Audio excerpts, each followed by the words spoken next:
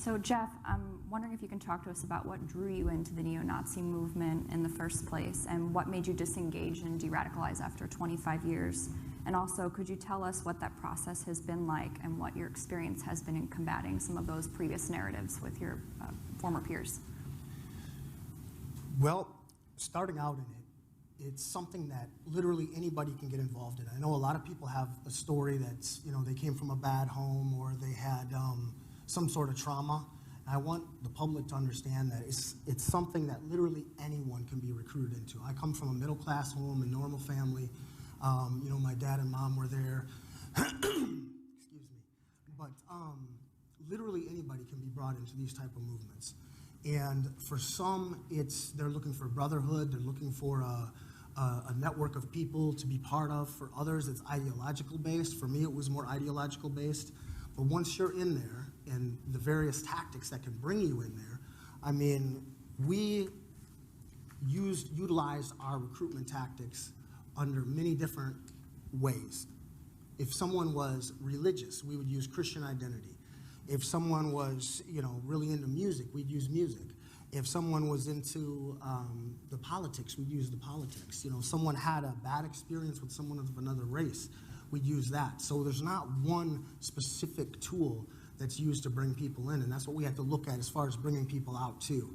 It's almost like you're inside of a bubble, and you're part of this bubble, and you don't see the outside world when you're in there. So to get people outside of that bubble, I think it's important that we use kindness, compassion, immersion type of activities, get them to understand that there's a world outside of that bubble, because in a lot of ways, and I'm more referring to it as a cult-like thing now. I know when I was in the movement, I didn't like that designation because a cult is a bad thing, right? When we joined, I didn't join the movement because I hated anybody or because I wanted to oppress anybody. I joined it from the sense of, I'm a patriot, I want to protect my country, I want to protect my people. And a lot of people that are joining it are joining for those reasons, not for the reasons that they just systematically hate people. They think they're doing a good thing. So to unwork that and to get that person outside of that bubble is not just a simple process where you say, oh, well, this person is just hateful and that's why they're there. The hate came from me later.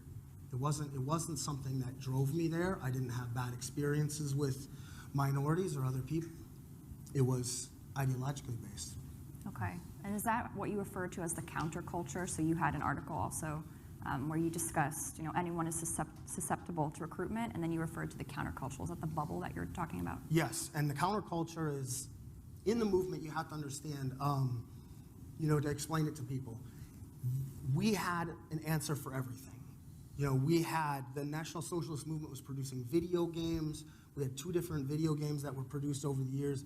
We had, and I think the group still has, at least 5 radio shows, podcasts that are on every day of the week. People can call in, ask questions. There was online chats.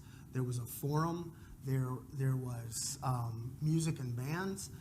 There was family barbecues, lightings, all kinds of things. So it's an entire culture all wrapped into one.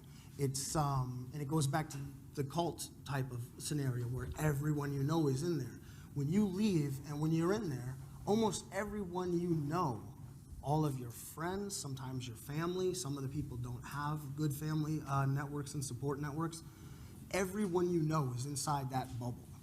So to leave, you're literally turning your backs on everyone that you know, every person that you know inside your support network. One of the females that I brought out since I left, she said, you know, we were kind of brainstorming about what are the different things we can do, and this is why I'm with Parallel Networks, is because they have that counterculture idea and the plan to go forward with it. But one of the females, she had said, she said, you know, we need something like Alcoholics Anonymous, but for people in the movement, because it offers that, from that simplistic outlook, it offers that support. It offers people that have been there, you know, an understanding. And that's why I think it's so important that formers are involved in this process, because you can have all the education, all the knowledge in the world, and if you're trying to talk to one of these people that have been there, there's going to be a disconnect. They're not going to quite understand.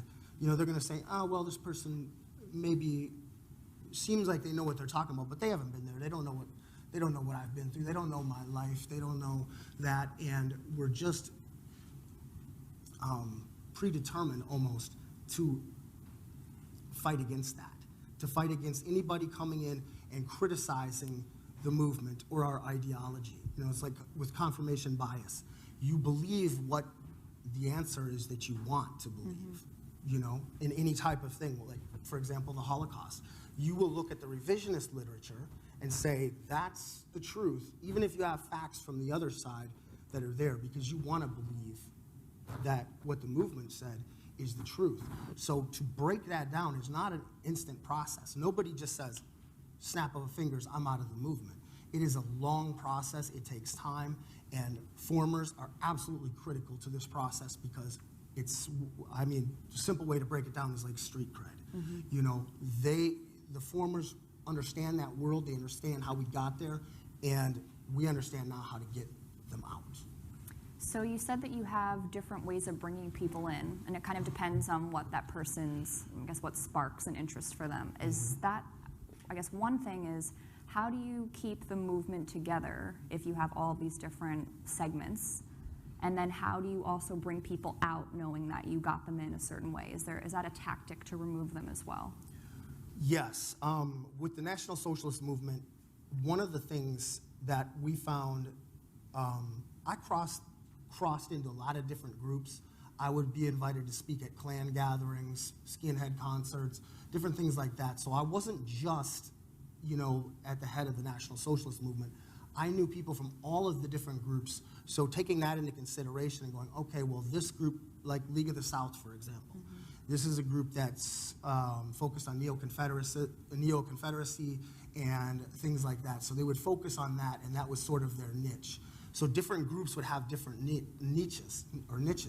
The National Socialist Movement and a lot of groups would have religion. For us, in our handbook, it said, you know, religion was for home and family, because I found that one of the most divisive things in the movement early on was the religious thing, whether it was between Odinism and Christian identity, regular Christianity, Orthodoxy, Catholics, atheists, creators, all these different things, and they would all fight against each other, you know, not you know, giant clashes or anything like that, like in medieval times, but ideological clashes within the movement, where some of them would say, well, once the Civil War breaks out and, you know, we're going to go take care of these guys because they don't believe in our God. You know, so I saw it as a very divisive thing, and for us, we kept it sort of in-house. So we didn't have, in our structure was set up more like in a rank militaristic type of structure, like the Army. So you had different levels in the organization that would answer those type of things. Okay, thank you.